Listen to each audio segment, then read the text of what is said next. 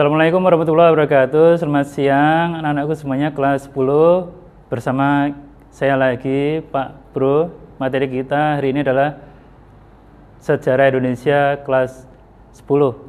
Ini tentang kerajaan-kerajaan Hindu-Buddha di Indonesia. Oke, next. Standar kompetensi kita, kemudian kompetensi dasar ya.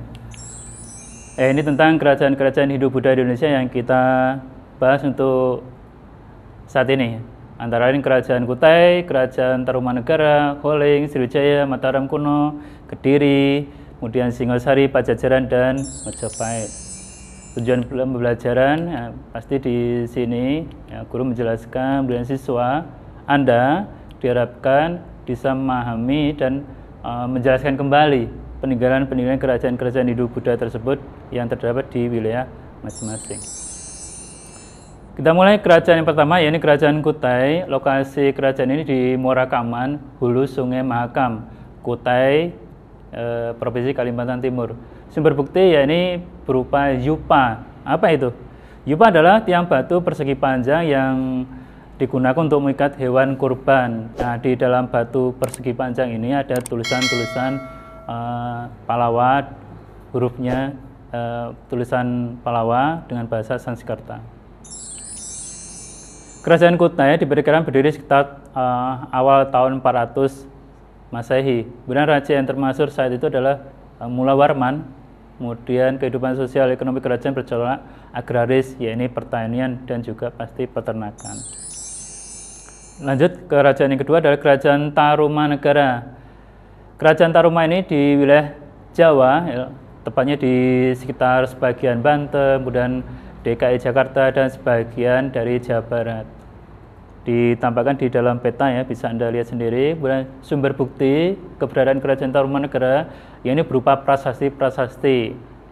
Di sini prasasti artinya adalah batu bertulis ya, Palawa dan bahasa Sanskerta. Ada beberapa prasasti yang ditemukan sehingga mendukung keberadaan Kerajaan Tarumanegara ini. Prasasti yang ditemukan ini ada beberapa di sini. Di antaranya prasasti Ciariten ya, ditemukan di Sungai Ciariten, daerah Kabupaten Bogor. Kemudian prasasti Kebun Kopi ditemukan di Muara Hilir, Kecamatan Cibung Bulang, Kabupaten Bogor. Kemudian prasasti Tugu ditemukan di Desa Batu Tumbuh di Kampung Tugu Selatan, ya, Kecamatan Koja, Jakarta Utara. Dulu sebenarnya masih masuk ke distriknya Bekasi, tapi sekarang milik dari Koja, Jakarta Utara. Kemudian prasasti Jambu ini ditemukan di perkebunan jambu di Bukit Koleangka, Kabupaten Bogor juga. Kemudian prasasti Lebak ya, atau disebut sebagai prasasti Cidanghiang karena memang ditemukan di bukit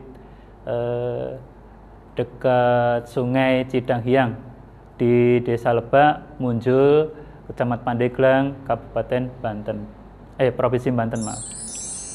Kemudian selanjutnya prasasti Pasir Awi ditemukan di Bukit Pasir Awi, Cipamingkis, Kabupaten Bogor. Kemudian prasasti Muara Cianten ditemukan di Sungai Cisadane dekat Muara Cianten, Kecamatan Cibung Bulan, Bogor. Untuk prasasti Pasir Awi dan Muara Cianten tidak bisa dibaca karena memang hanya bergambarkan akar-akar dahan pohon dan teratai bunga ya. Kerajaan Tarumanegara diperkirakan berdiri sekitar 417 Masehi. Ini diambil dari beberapa prasasti yang ditemukan angka Masehi ini. Kemudian raja yang termasuk adalah Raja Purnawarman. Kerajaan bercorak agraris, ya, pertanian, peternakan, juga perdagangan lokal antar pulau. Next, kerajaan yang ketiga adalah Kerajaan Kalingga atau Holeng atau Halong ya, kadang orang menyebut di daerah Pekalongan sana. Lokasinya di sekitar pantai utara Jawa Tengah, perkirakan antara daerah Pekalongan dan Jepara. Nama Kalingga sendiri diambil dari Keling juga, mungkin di daerah sana ada bekas semacam kayak pelabuhan ya, kuno gitu. Dan tapi kalau disebut dari Keling sendiri juga ditemukan di daerah Jepara, situs sejarah di sana ditemukan gitu. Jadi diperkirakan letak kerajaan Kalingga itu antara Pekalongan sampai Jepara. Sumber bukti berita Cina dari dinasti Tang ya, menyebut tentang sejarah mereka yang pernah bertandang atau berkunjung ke wilayah kerajaan Holling. Kemudian juga prasasti Tokmas yang ditemukan di lereng Gunung Merbabu.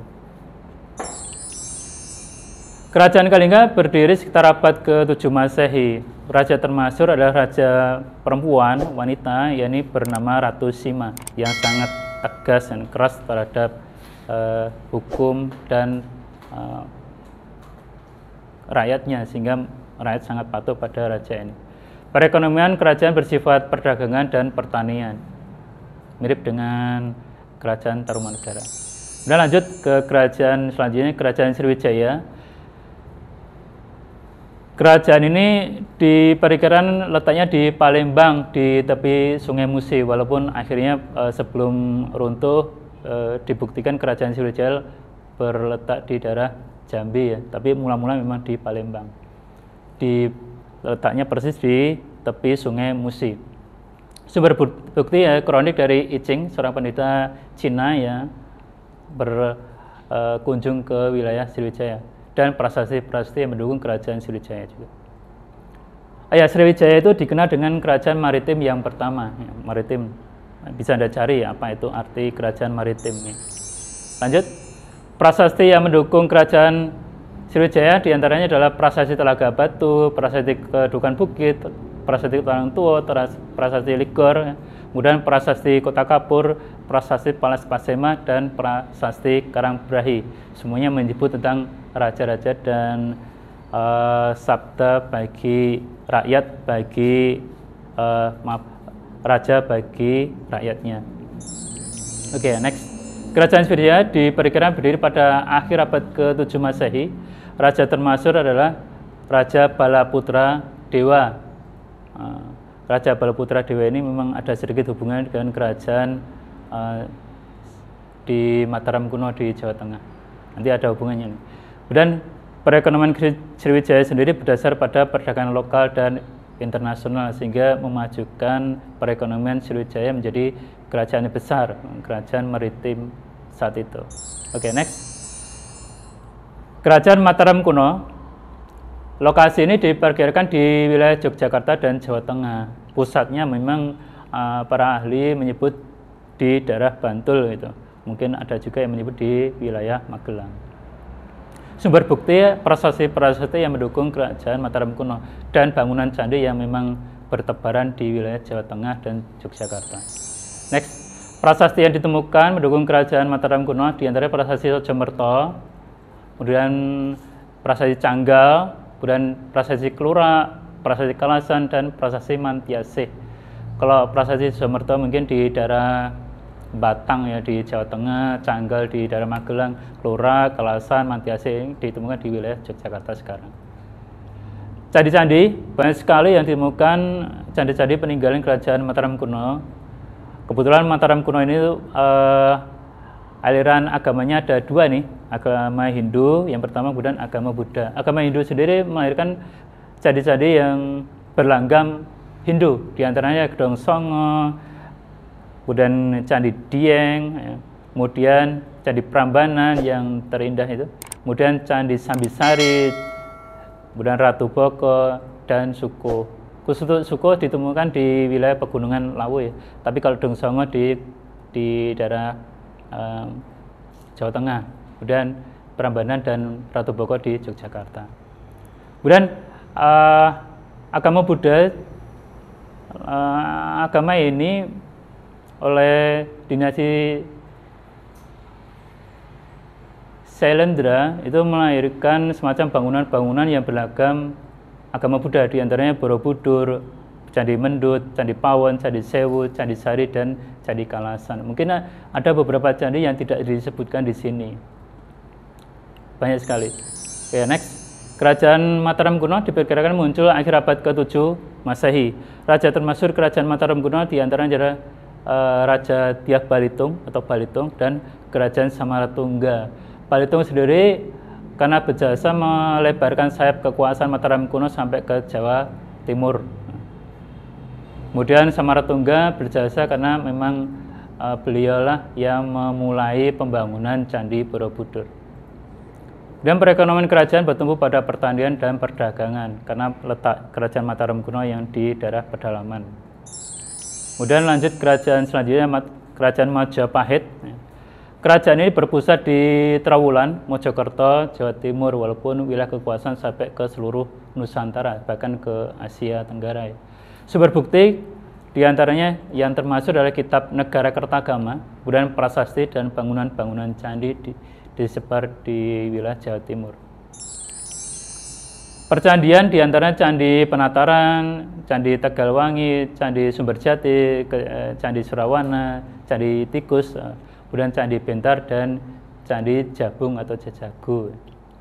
Prasasti diantaranya banyak sekali di sini disebutkan, ada beberapa saja ya. Sukamerta, kemudian Prasasti Butulan, Prasasti Balawi, Prasasti Prapancasapura, Prasasti Parung, Prasasti Alasantan, Prasasti Kamban, dan Prasasti Hara-Hara.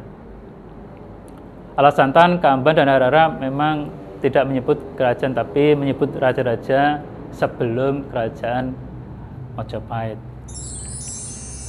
Kerajaan Majapahit diperkirakan mulai muncul tahun 1293 Masehi. Angka ini ditemukan di prasasti peninggalan Raja Raden Wijaya saat itu. Kemudian raja termasyhur adalah Hayam Wuruk. Kenapa Hayam Wuruk sebagai raja termasyhur? Karena pada saat kekuasaan Hayam Wuruk, wilayah kekuasaan Majapahit sangat luas sekali.